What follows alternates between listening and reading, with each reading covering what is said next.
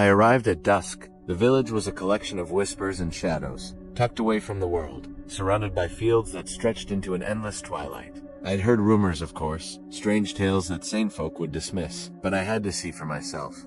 At first glance, it was just like any other forgotten hamlet. Children played in the dusty streets, their laughter echoing softly. Villagers offered weary smiles, their eyes holding a depth I couldn't quite fathom, yet something was off.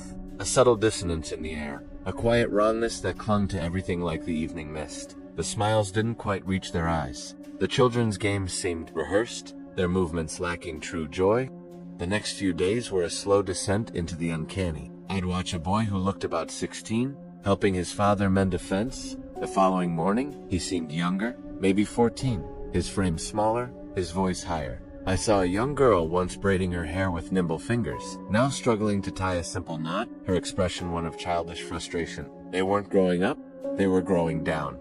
Teenagers became preteens. Children became toddlers.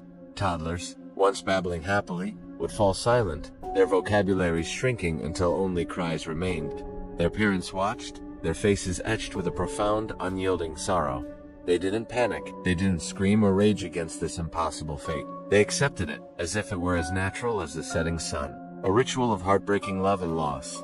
I started exploring, my camera, a silent witness. The old schoolhouse was deserted, desks covered in a thick layer of dust. Toys, however, were everywhere. Simple wooden blocks and worn-out dolls replaced textbooks. The village homes were filled with an unnerving number of cradles, some new, some ancient and weathered.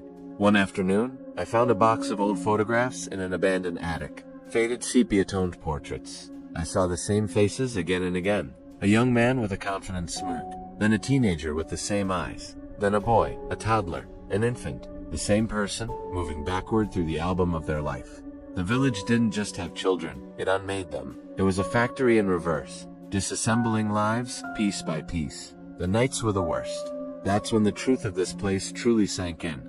Through cracked window panes, I'd see silhouettes in the candlelight. Parents, their faces aged with a grief far older than themselves, whispering lullabies to children who had once been their peers. They'd tell them stories of a life they'd already lived but could no longer remember. Memories of first loves, of careers, of their own children all fading away into the simple, blank slate of infancy. It was a slow, agonizing goodbye, repeated every single night. One evening, I spoke to an old woman, her face a roadmap of sorrow. I asked her about the village graveyard. She just shook her head slowly. "We have no need for one," she whispered, her voice like dry leaves. "Not for the young ones." I later discovered what she meant. Behind a crumbling stone wall, I found not headstones, but small, shallow depressions in the earth. Inside one was an empty crib, its wood rotting away.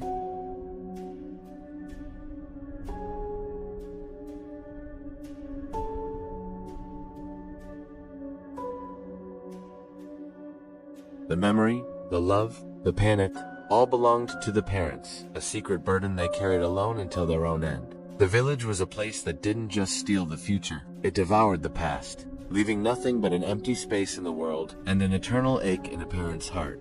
This place was a wound on the face of reality, and I felt it beginning to infect me.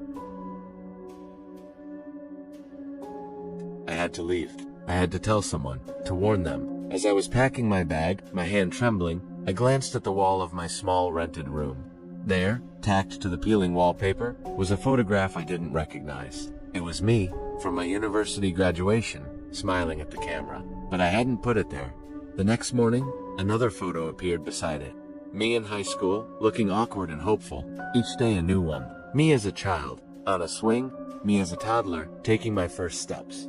The village wasn't just for its own. It fed on anyone who lingered. It was stealing my youth, pulling my past into its hungry, silent void. I wasn't just an investigator anymore. I was becoming another one of its ghosts. Panic finally broke through my calm facade. I ran. I didn't look back. Not at first. The air grew colder, the path darker. I could feel my memories thinning, my thoughts becoming simpler, clouded. The face of my mother, the name of my first friend, it was all slipping away like sand through my fingers.